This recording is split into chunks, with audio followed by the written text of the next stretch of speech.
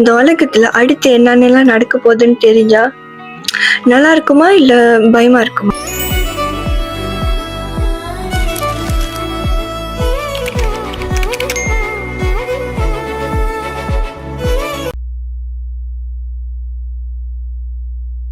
Hi guys, it's Zarvini. Happy new year. எல்லாருக்கும் வந்துட்டு இந்த வருஷம் ஒரு நல்ல வருஷமா இருக்கணும், நல்லதே நடக்கணும், நல்லது மட்டும் நடக்கணும்னு நான் கடவுள்கிட்ட வேண்டிக்கிறேன். ஹாப்பியா இருங்க. ஓகே, இந்த உலகத்துல அடுத்து என்னென்னலாம் நடக்க போகுதுன்னு தெரிஞ்சா நல்லா இருக்குமா இல்ல பயமா இருக்குமா? இந்த ப்ரிடிக்ஷன்ஸ் வந்துட்டு நல்லதா இருந்தா கண்டிப்பா நல்லதாக இருக்கும், கெட்டதா இருந்தா பயமா தான் இருக்கும். பட் இந்த ப்ரிடிக்ஷன்ஸ்லாம் பண்ணது வந்துட்டு ஒரு பிளைண்ட் உமன். அவங்க பேர் தான் வந்துட்டு பாபா வாங்கா.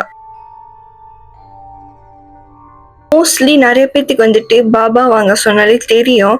பட் அவங்க என்ன ப்ரிடிக்ஷன்ஸ் பண்ணாங்கன்னு தெரியணும்னா கடைசி வரைக்கும் வீடியோ பாருங்க. The woman who saw the future. So இன்னைக்கு நான் யாரை பத்தி பேச போறேன்னா Baba Vanga. So time waste பண்ணாம கதைக்கு போகலாம்.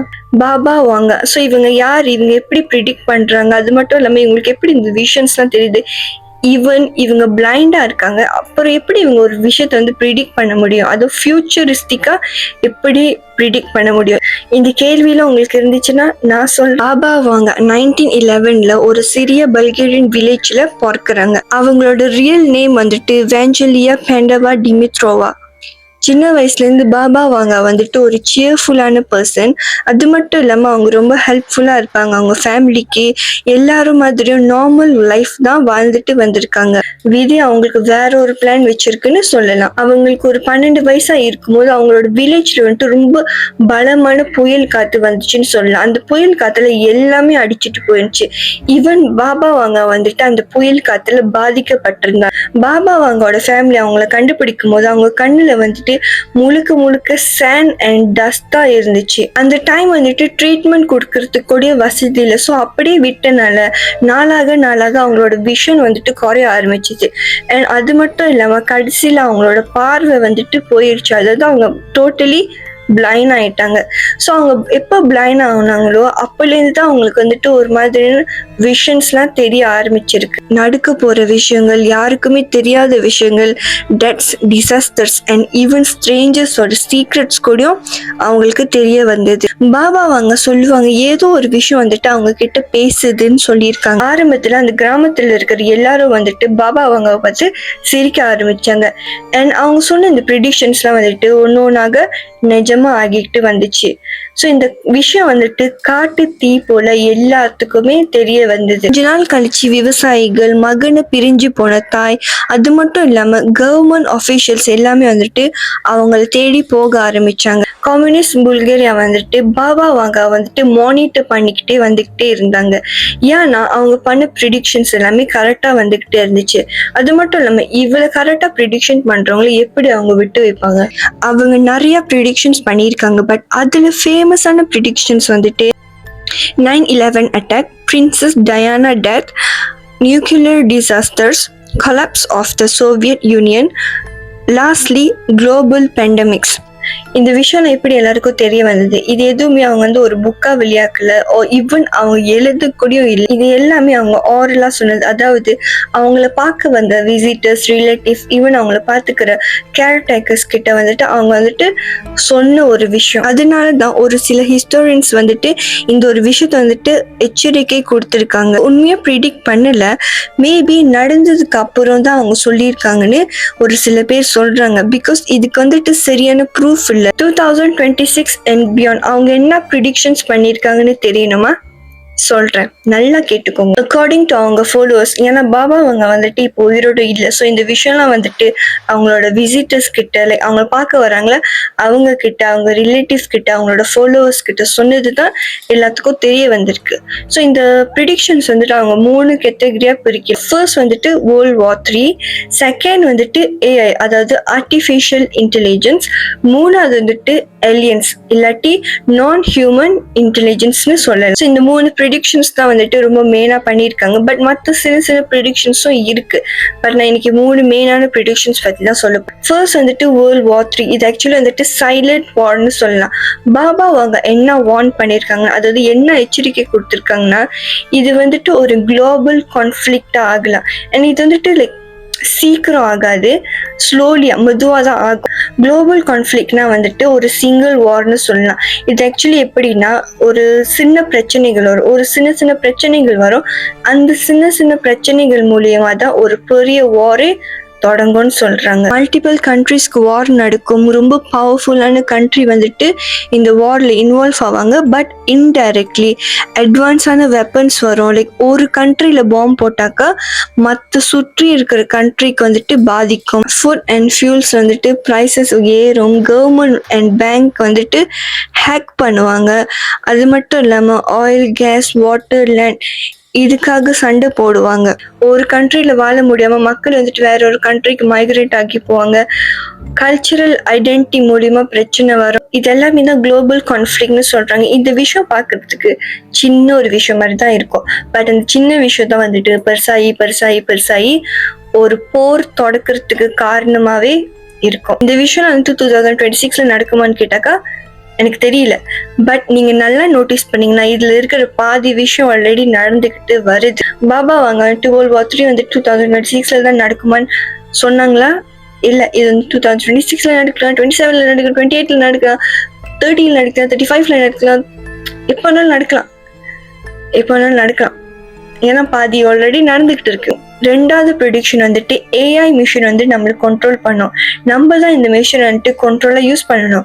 பட் வரும் காலங்களில் வந்துட்டு இந்த ஏஐ வந்துட்டு நம்மளுக்கு கண்ட்ரோல் பண்ணும். வரும் காலங்களா ஏஐ வந்து ஆல்ரெடி நம்மளுக்கு கண்ட்ரோல் பண்ணிட்டு தானே இருக்கு. பாபா அவங்க வந்துட்டு எச்சரிக்கை கொடுத்தாங்க. அதாவது ஹியூமன்ஸ் வந்துட்டு ஒரு விஷயம், ஹியூமனோட கிரேட்டரான ஒரு விஷயத்த வந்துட்டு உருவாக்குவாங்க. அதுதான் ஏஐ. அண்ட் அந்த ஏஐ வந்ததுக்கு அப்புறம் ஹியூமன்ஸோட மைண்ட் வந்துட்டு ஸ்லோவாக வேலை செய்யும் சொல்றதுக்கு பதிலாக ரொம்ப லேஸா ஃபங்க்ஷன் ஆகும்னு சொல்றாங்க. இது ஆக்சுவலி உண்மைன்னு சொல்லலாம். ஏன்னா பாதி பேர் மிஷின் இல்லாம இருக்க மாட்டாங்க. அதாவது ஏஐ சம்மந்தப்பட்ட மிஷின் இல்லாம இருக்க மாட்டாங்க. ஃபார் எக்ஸாம்பிள் ஃபோன் கூட சொன்ன நிறைய பேர் ஃபோன் யூஸ் பண்றாங்க. ஈவன் இப்போ இருக்கிற ஸ்மால் கிட்ஸ் ஏஐ வந்தனால, அதாவது ஆர்டிஃபிஷியல் இன்டெலிஜென்ஸ் வந்தனால நம்ம நினைக்கிறோம் நம்ம வாழ்க்கை ஈஸியா இருக்குதுன்னு. பட் நம்ம நல்லா யோசிச்சு பார்த்தாக்கா நம்மளோட யோசிக்கிற தன்மை அது ரொம்ப ஸ்லோவா ஆகுது. நான் வந்து என்னையும் சேர்த்து தான் சொல்றேன். இப்ப நம்மளுக்கு ஒரு விஷயம் வேணும்னா நம்ம டக்குன்னு வந்துட்டு ஏஐ கிட்ட போய் கேட்கிறோம். ஏஐனால ஹியூமன்ஸோட எமோஷன்ஸ், அதாவது ஃபீலிங்ஸ் கூடயும் குறைய ஆரம்பிச்சிருச்சு. லைக் ஹியூமன்ஸ் டு ஹியூமன், அதாவது மனுஷன் டு மனுஷன் வந்துட்டு பேசுறதே இல்லை. நம்ம வந்துட்டு இப்போ அங்கே வெளியே போனா கூட நம்ம வந்து ஃபோன்லேயே தான் இருக்கும். முக்காவாசி எல்லாமே ஃபோன்ல இருக்கிறதுனால நிறைய பேர் ஃபோன்ல தான் ரொம்ப டிபெண்ட் பண்ணி இருக்காங்க. நம்ம வந்து பேசுறது குறைஞ்சிருச்சு, ஒரு ஆளோட எமோஷன்ஸ் வேல்யூ பண்ணுறது குறைஞ்சிச்சு. ஈவன் நம்ம கூட நம்மளோட எமோஷன்ஸ் வெளியாக்க மாட்டேங்கிறோம், நம்மளோட ஃபீலிங்ஸ் எல்லாமே வெளியாக்க மாட்டேங்கிறோம். அடுத்து மூணாவது விஷயம் எலியன்ஸ். அதாவது இந்த படத்துல வர மாதிரி ரொம்ப கொடூரமான நம்மளை கடத்திட்டு போற எலியன்ஸா வராது. லைக் பாபா அவங்க என்ன சொல்லியிருக்காங்கன்னா, இந்த உலகத்துல வந்துட்டு ஹியூமன்ஸ் மட்டும் தான் வாழ்றாங்கன்னு இல்ல, நம்மளை தவிர்த்து வேற ஒரு விஷயம் கூடயும் இருக்குன்னு சொல்லியிருக்காங்க. பாபா அவங்க என்ன சொல்றாங்கன்னா, இந்த எலியன்ஸ் வந்துட்டு நம்மள கான்டாக்ட் பண்ண ட்ரை பண்ணும். அதாவது ஏதாச்சும் ஒரு சிக்னல் கொடுக்கும். ஸோ இந்த எலியன்ஸ் வரனால நம்மளுக்கு ஏதாச்சும் பிரச்சனை வருமான்னு கேட்டாக்கா தெரியல. பட் அது மூலியமா நம்மளுக்கு வந்துட்டு ஒரு விஷயம் தெரிய வரும்னு சொல்லியிருக்காங்க. வேற ப்ரிடிக்ஷன்ஸ்லாம் என்னென்னலாம் சொல்லியிருக்காங்கன்னா, கிளைமேட் டிசாஸ்டர்ஸ், அதாவது ஃப்ளோட்ஸ் வரும், ஹீட் வேவ்ஸ், லைக் தண்ணி பற்றாக்குறையாக இருக்கும்னு சொல்லியிருக்காங்க. அப்புறம் ஸ்பிரிச்சுவல் அவேக்னிங், அதாவது நிறைய பேர் வந்துட்டு இந்த ஸ்பிரிச்சுவல்ல இன்வால்வ் ஆவாங்க, அதாவது ஸ்பிரிச்சுவலை ரொம்ப நம்ப ஆரம்பிப்பாங்கன்னு சொல்லியிருக்காங்க. எக்கனாமி அண்ட் பாலிட்டிக்ஸ்ல வந்துட்டு இன்ஸ்டெபிலிட்டியா இருக்கும்னு சொல்றாங்க. அதாவது ஒரு சில பாலிட்டிக்ஸோ இல்லை எக்கனாமி வந்துட்டு கொலாப்ஸ் ஆகும்னு சொல்லியிருக்காங்க.